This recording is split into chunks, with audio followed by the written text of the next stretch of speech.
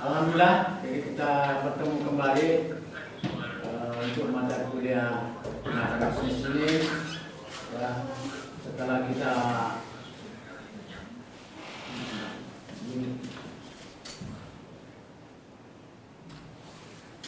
puas, jadi pertemuan ini setelah ujian tengah semester ya. Jadi merupakan bab 8 yang kita akan bahas. Seperti sebelumnya, kita selalu menyampaikan dulu pokok-pokok bahasan, ya, apa yang kita bahas pada bab ini. Ya. Jadi pertemuan ke-8 manajemen dan organisasi. Manajemen dan organisasi. Apa yang kita bahas di sini, ya, pokok-pokok bahasanya, berarti ada dua hal yang kita bahas di sini, yaitu manajemen dan organisasi. Nah, apa yang dibahas di manajemen? Nah, kita lihat. Pertama, pengertian manajemen itu sendiri. Ya. Yang kedua, fungsi manajemen.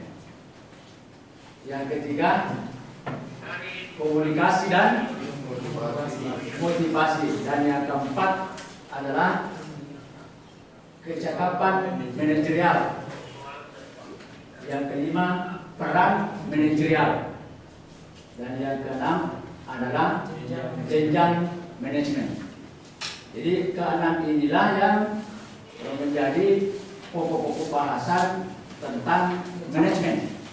Bicara tentang manajemen tentu saja bukan sesuatu yang baru untuk kita, sebab di mana-mana pun manajemen pasti ada. Bahkan nanti ada mata kuliah khusus mengenai pengantar manajemen.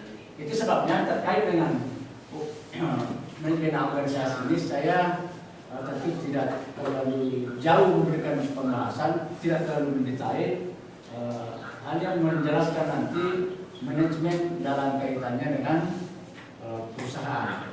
Ya. Lalu apa yang dibahas yang kedua? Ya, jadi misalnya kepemimpinan itu, apa yang dibahas yang bagian B-nya itu organisasi, yaitu satu, pembentukan departemen. Ya, karena ini sudah menyangkut organisasinya, jadi berarti pembentukan departemen. Kalau di perusahaan itu banyak istilah, bisa juga divisi, pembentukan divisi, bagian-bagian, itu yang dimaksud di sini. Ya. Yang kedua adalah delegasi dan desentralisasi dan sentralisasi. Dalam perusahaan yang memang ada menganut model, ya, seperti manajemen itu organisasinya sentralisasi, ada juga desentralisasi. Nanti kita bahas apa yang dimaksud dengan desentralisasi, apa yang dimaksud dengan desentralisasi itu sendiri. Dan yang ketiga adalah rentang pengawasan, ya, rentang pengawasan. Berarti di sini berbicara pengendaliannya, ya, pengawasannya, ya tentu memiliki peran khusus di sini dalam rangka nanti melakukan pengawasan. Yang keempat adalah manajemen lini dan manajemen staff. Ya, jadi ada dua nanti di sini yang membedakan apa yang disebut dengan manajemen lini, siapa-siapa yang ada di manajemen ini dan siapa-siapa yang berada di manajemen staff. Dan yang kelima adalah elemen lain struktur organisasi. Ya. Jadi inilah yang akan dibahas. Ya, ada 6 ya bentuk struktur organisasi dari dua hal yang antara lain manajemen dan organisasi. Jadi tidak banyak. Ya, itu pun dalam setiap pembahasan ini hanya pembentukan departemen, tidak begitu panjang. Oleh karena itu mohon kerjasamanya, kita akan menyelesaikan ini dengan tepat waktu. Sepanjang saya tidak dipoto, hanya meminta waktu untuk ya menegur atau meminta kuliah. Itu harapan saya. Kita bisa lanjut untuk pembahasannya. Ya, yang mulai dari manajemen. Ada yang bisa membantu memberikan ilustrasi apa sebenarnya itu manajemen? Pengertian manajemen. Kemampuan mengatur, singkat saja. Yang lain? Manajemen. Sering dengar toh manajemen? Sering baca? Manajemen mengatur, bukan mengatur. Ada yang lain? Ya. Proses untuk mencapai sebuah tujuan. Proses untuk mencapai tujuan. Ya, kalau digabung. Ya. Jadi mengatur untuk mengatur dalam rangka mencapai tujuan. Tujuan lain? Mengatur. Apalagi kata lain mengatur.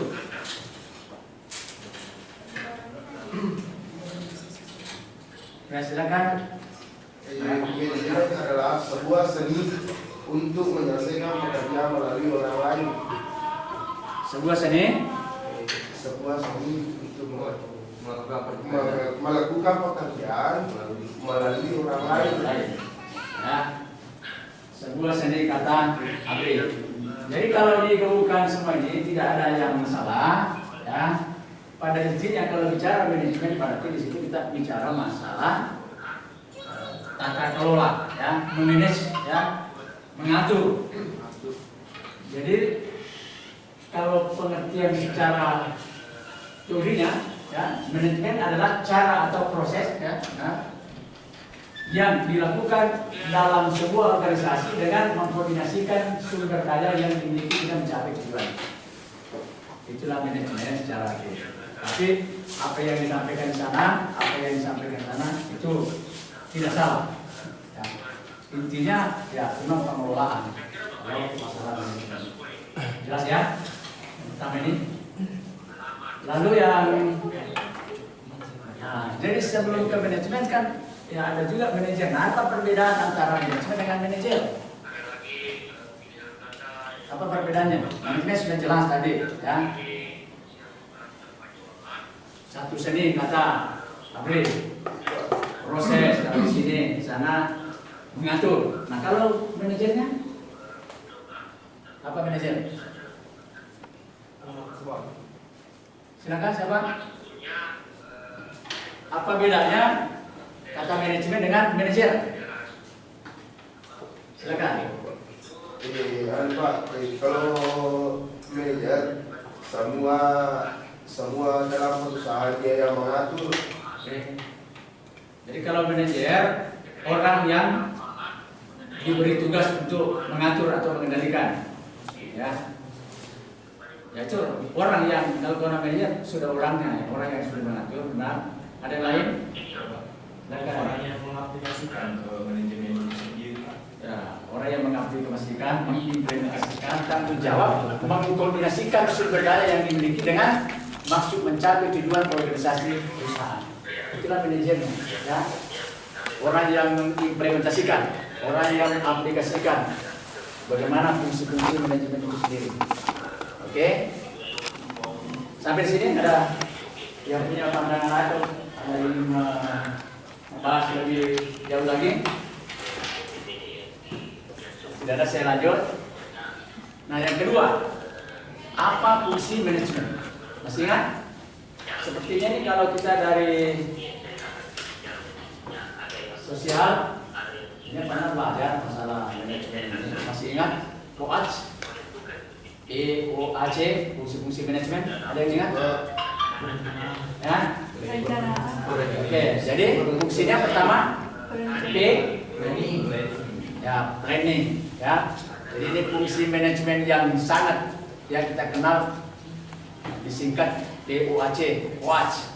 Itu lebih gampang adik-adik mengingat ya kalau menghafal itu atau memahami apa itu isi-isi dari POAC-nya itu. Satu, planning, ya. Planning, kata lain perencanaan. Jadi dalam fungsi manajemen itu pertama kali harus dilakukan bagaimana merencanakan. Tidak bisa kita melakukan sesuatu kalau tidak ada planning, tidak ada perencanaan. Ya. Makanya kalau ada ya dalam manajemen diri sendiri saja, kalau tidak manage diri sendiri, kalau tidak memiliki planning yang bagus, ya kita percaya Anda tidak akan pernah terpaut datang ke sini.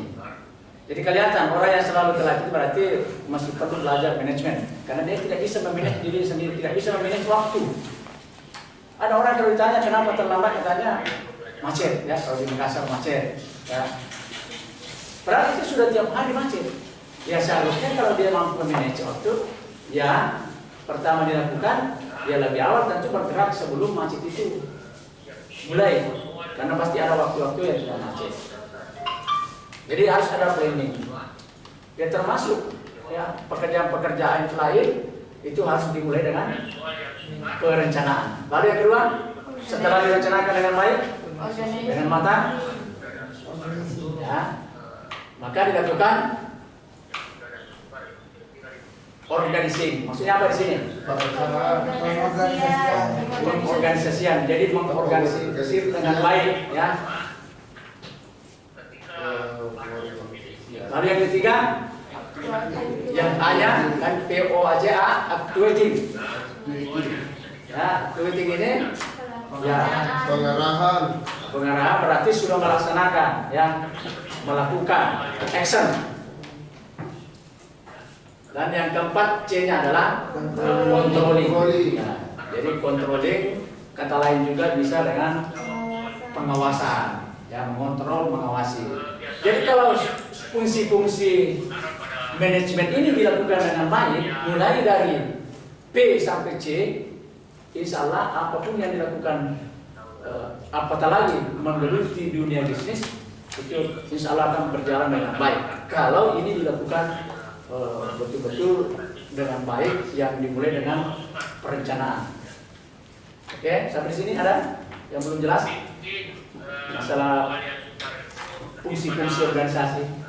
Ini pelajaran waktu kita masih sekolah SLTA ini, ya. Saya pernah belajar di masih SLTA, saya belajar. Jadi semestinya tidak berlaku untuk kita tidak mengetahui mengenai fungsi-fungsi manajemen ini. Kalau tidak ada, saya lanjut, ya. Yang ketiga adalah komunikasi dan motivasi. Komunikasi dan motivasi.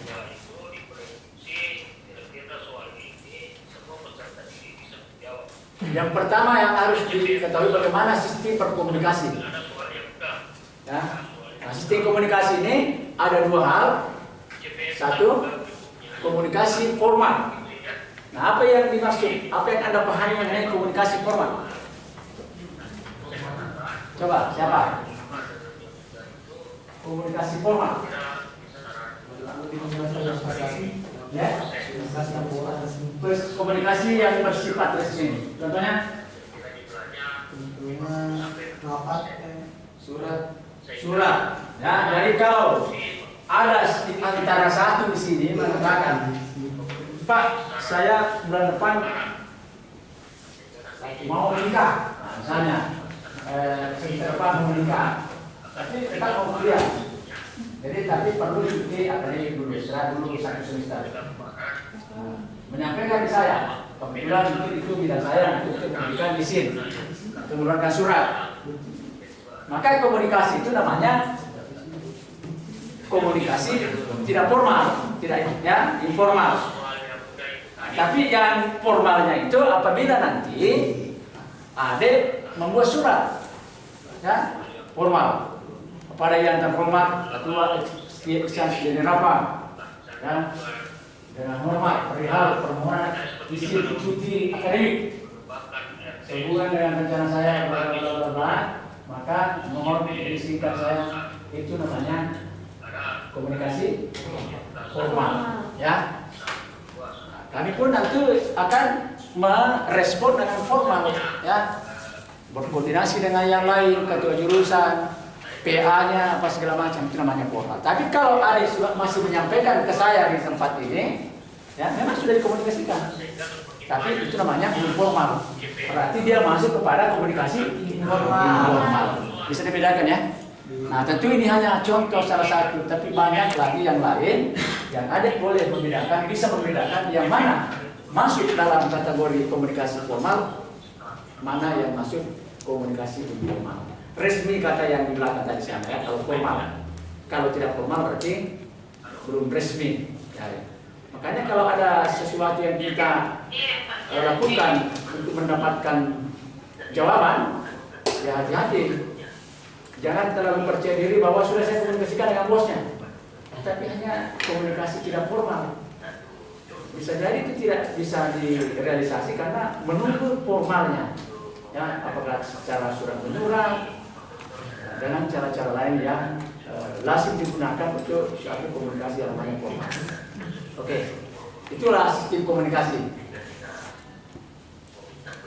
Yang ketiga ada lagi namanya komunikasi internal. Ya tentu nanti ini lawannya adalah komunikasi eksternal. Nah, tinggal membedakan yang mana disebut dengan komunikasi internal. Ke dalam, ya. Jadi komunikasi yang dilakukan masih dalam lingkup organisasi itu sendiri. Komunikasi yang dilakukan kalau perusahaan secara internal masih di lingkup perusahaan itu sendiri. Tapi kalau sudah berbicara jenis komunikasi eksternal, maka komunikasinya sudah keluar dari lingkup perusahaan. Itu bedanya. Internal dan eksternal berarti di dalam dan di luar komunikasinya. Apa yang dikomunikasikan ya tentu sesuai dengan konteks yang memang yang mau dilakukan.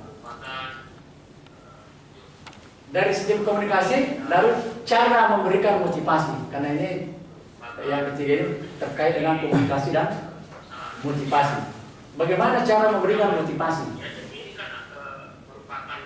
Kalau cara yang dilakukan oleh manajemen, ya, melalui sini yayasan di sini mengatakan bahwa siapa yang berprestasi nomor 1 dalam kelasnya, maka untuk semester berikutnya itu akan dibebaskan untuk buku-buku pelajaran, ya, berapapun buku yang dibutuhkan dalam setiap mata kuliah itu dibebaskan. Nah, itu sudah terjadi. Itu adalah bagian dari motivasi. Jadi ada yang termotivasi untuk belajar, ya.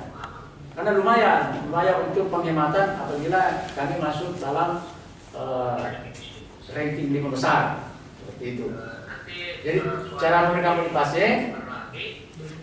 ya, memberikan insentif. Nah, kita dicontoh sebagai bonus, hadiah dan lain-lain. Insentifnya itu ya membebaskan dari pembayaran buku, sama dengan juga yang ada baru, ya, diberikan motivasi, daya tarik, dorongan.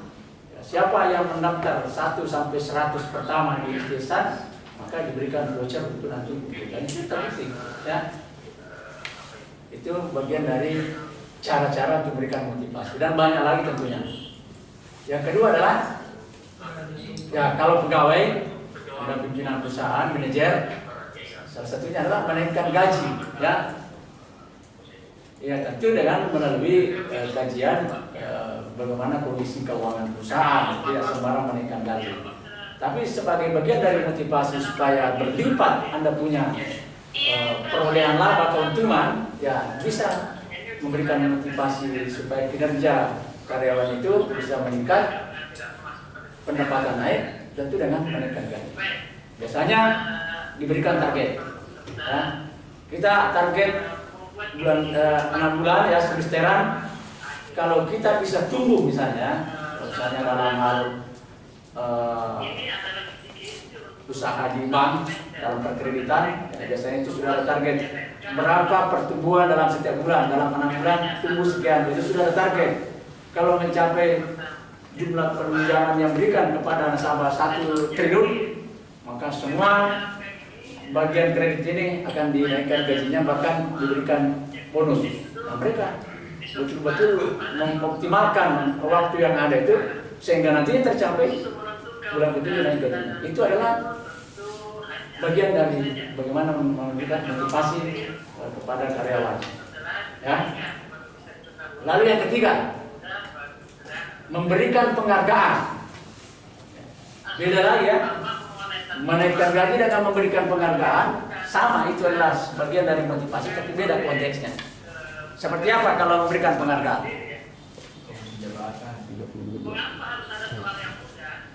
Misalnya promosi jabatan dari misalnya kepala seksi sebelumnya, nah, target tercapai, lebih motivasi lagi biar dia nanti berlipat-lipat dia punya hasil. Dari jabatan kepala seksi dinaikkan menjadi kepala seksi sekali misalnya, dan manajer atau kepala bagian sesuai dengan tingkatan jabatan yang ada pada struktur organisasinya perusahaan itu. memberikan penghargaan dalam bentuk promosi. Jadi promosi ini kemarin kita belajar promosi, ya. Tapi bukan promosi yang dimaksud itu iklan atau pemasaran. Yang dimaksud promosi adalah pengurus jabatan itu menaikkan jabatan maupun pangkat seseorang sebagai penghargaan. Lewat 3. Sekarang yang keempat, kecakapan manajerial. Ya, ini juga sering masuk ya pelajaran-pelajaran sebelumnya mengenai kecakapan manajerial, terutama di perusahaan kecil, perusahaan partnership, ya menjadi kelebihan dan kekurangan. Nah, ini kita kemudian bagaimana terkait dengan kecakapan manajerialnya. Kecakapan manajerial ini meliputi kecakapan teknis. Apa yang dimaksud dengan kecakapan teknis dalam kaitan manajerial ini? Ada yang bisa memberikan penjelasan kecakapan teknis? Ya, dalam setiap unit kerja tidak semua orang yang memiliki kecakapan yang sama. Ya, ada orang yang dianggap punya kemampuan berpanah. Ya, tapi ada juga orang yang dianggap memiliki kemampuan khusus seperti beliau ini, ya. Dia punya kemampuan, ya, di bidang IT, ya, bisa mendesain, ya, semua alat-alat peraga, alat-alat promosi yang Anda lihat itu, yang dipublikasikan di khalayak, beliau ini yang rancang. Dia memiliki kemampuan teknis. Itu namanya kemampuan teknis, ya. Jadi kalau ada di sini jago komputer, bisa bongkar simpan, itu namanya kemampuan teknis. Ya. Bongkar simpan, bukannya dibongkar perbaiki, baru pasang kembali, bukan bongkar simpan. Ada juga yang begitu, ya, bongkar mesti tidak bisa masuk di loker, namanya bongkar simpan, beli yang baru. Ya, jadi memiliki pengetahuan khusus seperti komputer, akuntansi, itu adalah kecakapan. Walaupun ada orang ekonomi, walaupun dia prodi akuntansi, tapi belum tentu dia bisa ahli dalam bidang akuntansi. Berarti dia belum bisa dikategorikan sebagai orang yang memiliki kecakapan teknis. Ya. Yang kedua adalah kecakapan berhubungan dengan yang lain. Nah, yang mana dimaksud ini? Ya, memiliki kemampuan bernegosiasi. Sama juga ini, tidak sembarang orang yang bisa duduk di posisi ini. Ya, tidak sembarang orang memiliki kecakapan seperti ini. Ada orang diam, ya, sudah 1 tahun satu kantor belum kerja. Ya, karena dia cuma sibuk dengan pekerjaan sendiri, tidak mau berinteraksi karena memang lemah dari kecakapan berhubungan dengan yang lain. Ini baru internal. Nah, bagaimana dengan orang luar? Makanya dalam job description itu, dalam penempatan seorang itu dilihat dari kecakapannya. Anda lihat kalau setiap misalnya dari ketua sampai wakil ketua 4 itu kan beda-beda punya kecakapan di situ.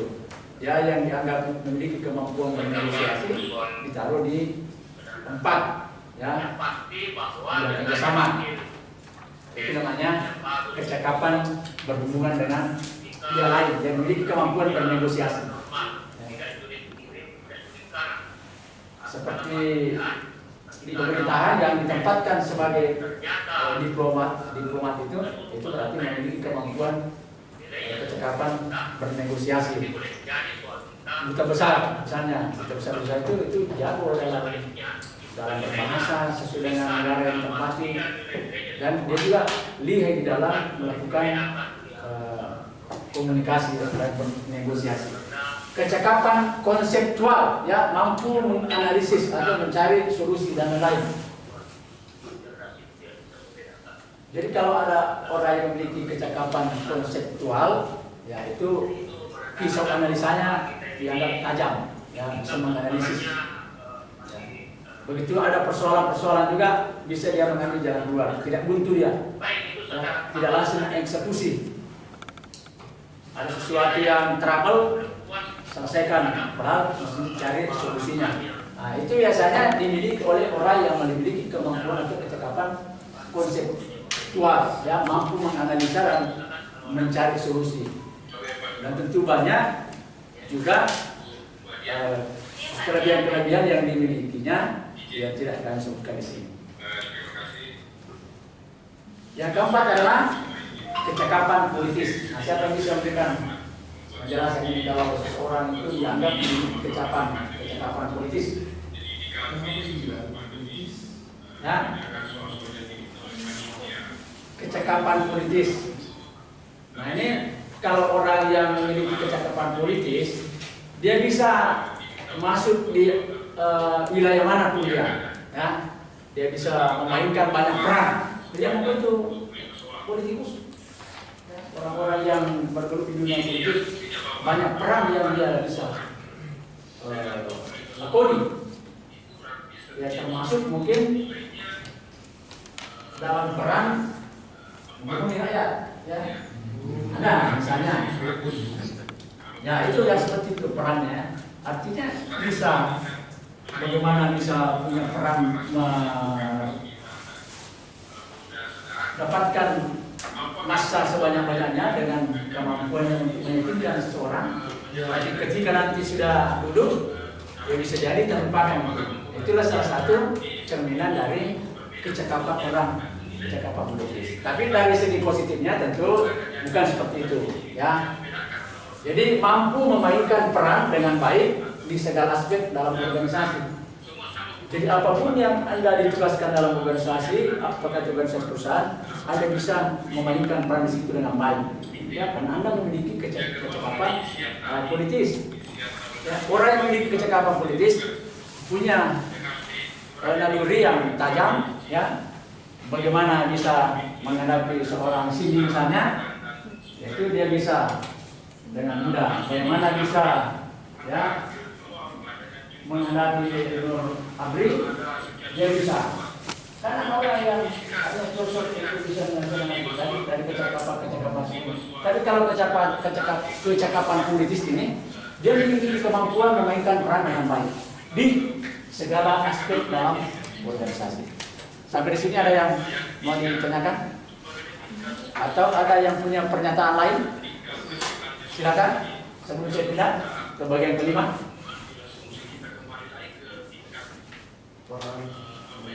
Peran manajerial, ya. Jadi peranan manajerial. Kalau tidak salah tugas-tugasnya itu ada peranan, ada fungsi, hubungan, ya. Jadi kita melihat apa perannya ini manajerial. Ya. Satu, peran informasional, ya, dari kata informasi. Jadi punya peran untuk memberikan informasi. Peran informasional maksudnya adalah apa?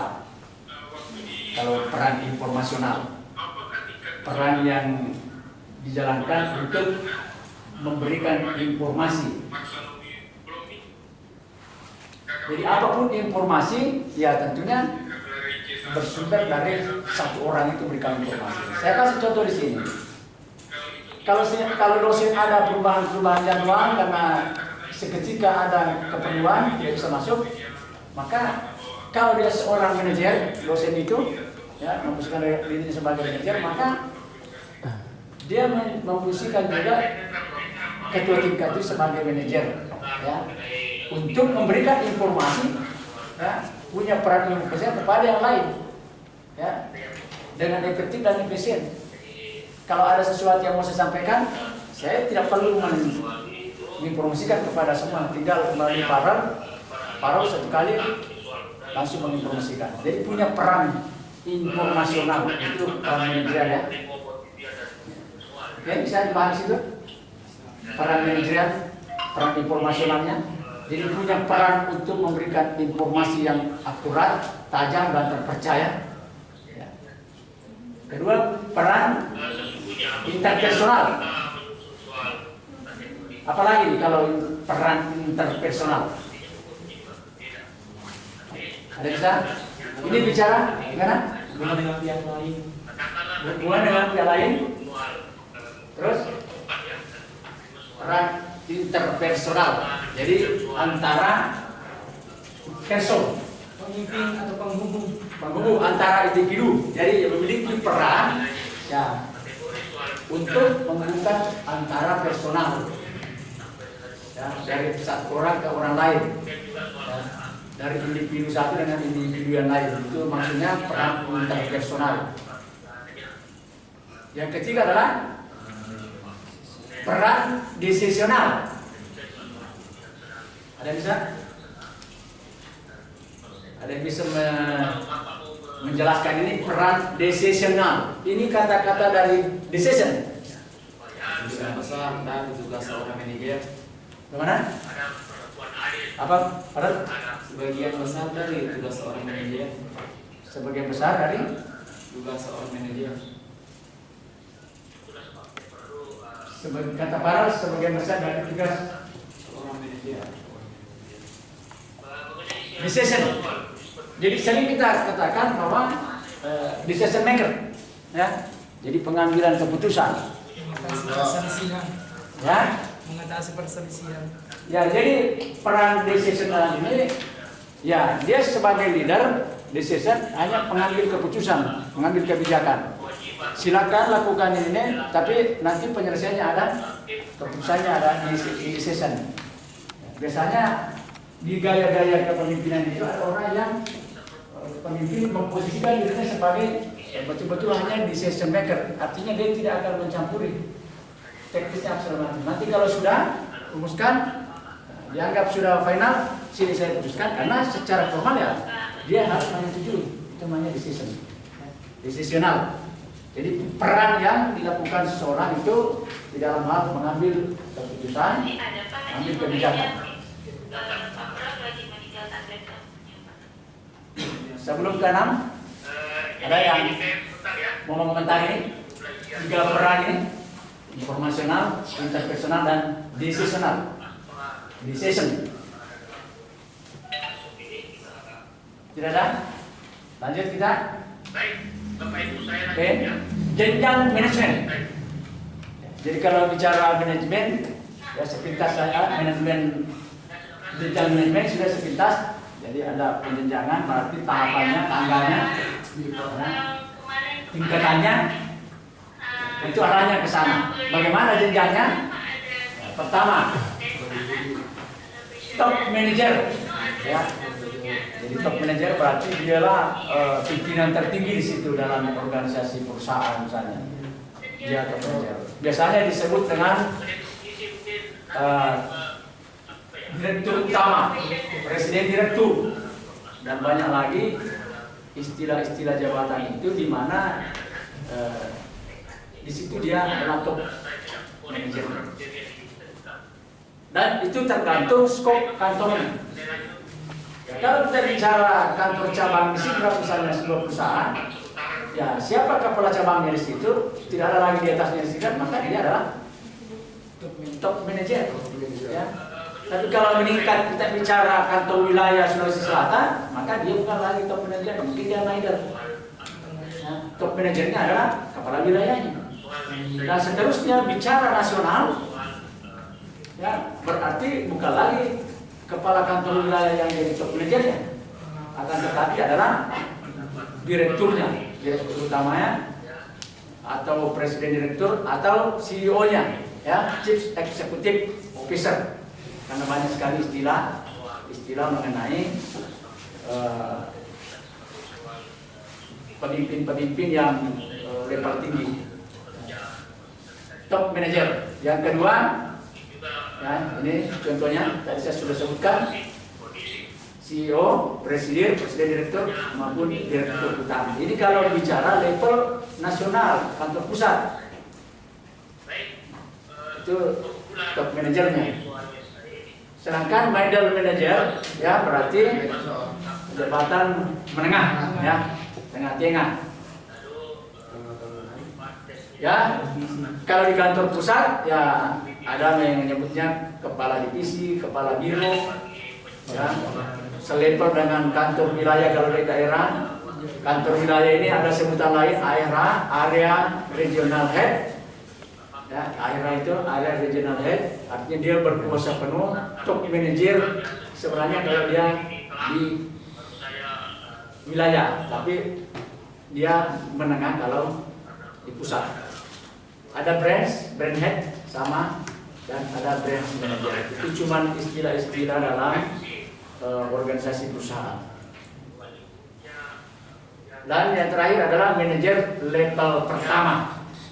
Ya, level pertama. Ini banyak. Sekali lagi ini sangat fleksibel, sangat situasional sifatnya, dari jenjang manajemen ini tergantung skop dari kantor yang dimaksud, dari mana dia berada, dimulai dari mana. Jadi kalau manajer level pertama, ya bisa kepala bagian, bisa supervisor, bisa sub branch manager, bisa pengawas. Itu level-level jabatan yang dikategorikan sebagai manajer level pertama. Tapi seperti sub branch manager ini bisa juga dia menjadi top ketika kita berbicara kantor cabang pembantu, ya, yang adanya mungkin di bawah kabupaten. Ya, dia tuh manajer di situ. Makanya selalu saya katakan bahwa itu situasional, tergantung dari sudut pandang mana kita melihat level itu. Jelas ya? Intinya adalah jenjang manajemen itu ada 3. 1, Top manager.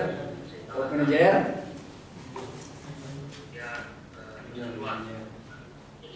Ya, top manager. Yang kedua, dan yang ketiga adalah pertama baru saja, masih hangat, sudah tidak bisa disebut. Baris pertama. Apa? Yang tepatnya, yang ketiga, manajer level pertama, ya. Kalau tidak mau disebut dengan manajer level bawah, ya. Oke, ini yang ke-6. Sekarang yang ke-7 untuk masalah manajemen, ya. Nah, sekarang kepemimpinan. Apa itu kepemimpinan? Silakan. Ada yang oke, Akbar. Kepemimpinan, Kemampuan mempengaruhi seseorang untuk mencapai suatu tujuan. kemampuan mempengaruhi, ya. Itu poin intinya, kemampuan mempengaruhi. Tidak bakal ada orang ditunjuk sebagai pemimpin kalau pemimpin itu dipilih secara ideal kalau tidak memiliki pengaruh, ya. Pasti memiliki pengaruh, ya, terhadap orang-orang yang dia pimpin, ya. Karena kalau ada seorang pemimpin yang tidak memiliki pengaruh, itu alamat nanti gagal dalam memimpin. Karena SOP mengaturnya bahwa harus ke selatan semua, tapi yang dipimpin maunya ke utara. Yang pemimpin ini tidak bisa mengarahkan karena tidak memiliki pengaruh. Jadilah tidak sesuai dengan perencanaan. Kita lihat apa definisi kepemimpinan adalah kemampuan mempengaruhi, ya, mengarahkan, mengorganisir dan mengatur orang lain untuk melakukan aktivitas organisasi agar tercapai tujuan yang direncanakan, ya. Jadi kembali lagi ke fungsi-fungsi organisasi tadi. Yang pertama, selalu bagaimana perencanaan ini bisa tercapai, ya. Kepemimpinan. Jadi kuncinya di situ, kepemimpinan, ya, kemampuan mempengaruhi, mengarahkan. Ya, saya kira kalau Pak kemarin mungkin, maaf ya kalau saya menyinggung soal pergantian kepemimpinan di sini di tengah jalan, ya. Dari siapa kemarin? Dari Sarul Khan ke Farel. Ya, berarti dia merasa tidak percaya diri dalam hal memimpin, ya, karena mungkin tidak bisa mempengaruhi orang lain. Nanti mempengaruhi dalam hal kebaikan. Contoh saja bagaimana mempengaruhi orang. Seketika ada tambahan-tambahan kuliah misalnya dari dosen, ya. Nah, itu kan butuh persetujuan dari anggota kelas. Dan biasanya kita melalui pemimpinnya, siapa ketua tingkat di situ, mengkomunikasikan. Bisa. Dan itu sudah saya alami di sini, ya. Ada berbagai macam pergeseran saya lakukan. Alhamdulillah berkat kepemimpinan ketua tingkat itu berjalan dengan baik, punya pengaruh. bisa dilaksanakan dengan baik. Oke, jadi itulah definisi kepemimpinan. Nah, ada kategori gaya kepemimpinan. Ya. Satu, gaya otokratis. Ya, seperti apa ini? Otokratis ini. Padanannya. Kalau ada orang memimpin, cuma dia merasa diri benar, ya, tidak mau mendengarkan pendapat bawahan, itu kata lain kepemimpinan apa? Cuma dia pokoknya apapun itu keputusan saya. Tidak boleh ada yang menantang. Ya, jadi kata orang yang baik karena punya kepemimpinan ya otokratis, ya, atau dengan kata lain cenderung otoriter. Ya. Ada gaya partisipatif. Ya. Nah, bagaimana lagi nih kalau partisipatif? Ada orang yang cepat, jadi membuat banyak orang berpartisipasi dulu, ya. Jadi melibatkan orang dulu sebelum mengambil keputusan. Bagaimana kira-kira kalau kita melakukan ini? Di sana menantang, di sana menantang, di sana. Lebih banyak yang tidak mau kerja. Dia tidak. Oke, kalau begitu kita cari yang lain. Itu namanya gaya kepemimpinan cenderung demokratis, ya. Dia menghargai pandangan orang lain walaupun keputusan ada di tangannya, ya. Contohnya dia demokratis, konsensual, artinya kalau sudah tadi dimintai tidak ada yang mau, pindah lagi ke hal lain baru disetujui, maka dia konsensus, ya, konsisten dengan apa yang itu, ya. Kita tidak boleh keluar dari apa yang sudah kita sepakati. Nah, itu konsensual dan konsultatif. Dari berbagai pendapat itu biasanya mengkonsultasikan dulu kepada orang-orang yang dia percaya. Bagaimana menurutmu? Saya punya bawahan ini, saya tawari begini, tapi sebagian besar maunya begini, dan ternyata pada yang lain itu mendukung. Bagaimana menurutmu? Dia konsultasikan dulu. Nah, kalau itu betul-betul sudah dikonsultasikan dan mendapat dukungan bahwa memang itu bagus, baru dia memberikan keputusan. Itu adalah gaya kepemimpinan apa sih? Partisipatif, ya, memiliki 3 ciri. Dia demokratis, dia konsensual dan konsultatif. Dan yang ketiga adalah gaya free-range. Nah, apalagi nih? Free-range. Namanya juga free, ya. Free artinya bebas, ya. Gratis katanya. Ya, free artinya bebas, free range. Ya. Jadi biasanya ini bisa jadi bumerang. Ya, gaya-gaya begini. Cenderung tidak apatis dia. Kamu bebas. Boleh dikatakan kalau sudah setuju di sini. Setuju. Jadi dia bebas orang untuk mau ini. Nah, pertanyaan saya, kalau Anda seorang pemimpin, gaya mana yang kamu terapkan? Kalau Anda seorang yang dipimpin, gaya mana yang kamu sukai? Kepemimpinan sini. Ya, jujur dulu. Sesuai dengan karaktermu. Kamu cocoknya di gaya kepemimpinan mana dari ketiga gaya ini? Karena Kedua saya. menurut kamu, ya? Oke. Kalau kita sebagai yang dipimpin pasti suka semua yang kedua. Tapi yang saya maksud tadi itu untuk dirimu sendiri, gayamu, gaya kepemimpinanmu apakah di situ? Insya Allah, kedua saya itu ada pemimpinan. Oh, gitu ya. Dan nanti kita lihat kalau kamu jadi bupati nanti. Amin. Amin. Oke. Jadi